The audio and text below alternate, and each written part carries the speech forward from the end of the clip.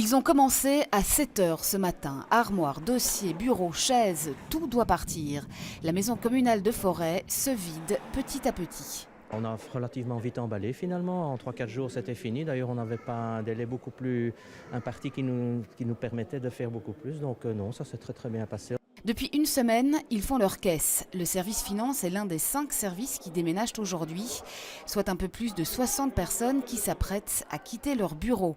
Et visiblement, pour beaucoup ici, c'est sans regret. Nous sommes dans un environnement qui est bien sûr art déco, qui est très beau, mais qui n'est pas très fonctionnel.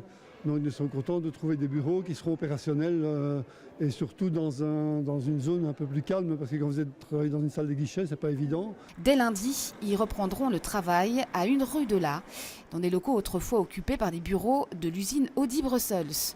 Les échevins les rejoindront d'ici un mois, car le déménagement se fera par étapes et les services seront répartis sur 3 sites, faute d'avoir pu trouver un seul lieu suffisamment grand pour les accueillir tous.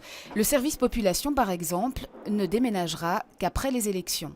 Est-ce que ce déménagement risque d'avoir un impact sur le fonctionnement de l'administration et de la maison communale ? Inévitablement, ça va compliquer un peu les choses et ça va peut-être aussi créer quand même un petit inconfort pour les forestois parce que beaucoup vont encore se rendre dans leur maison communale et puis vont apprendre qu'il faudra se rendre un petit peu plus loin. Donc ça va faire des petits déplacements supplémentaires. On va essayer de donner la meilleure information possible. Mais le déménagement était nécessaire pour permettre la restauration de l'hôtel communal lourdement dégradé.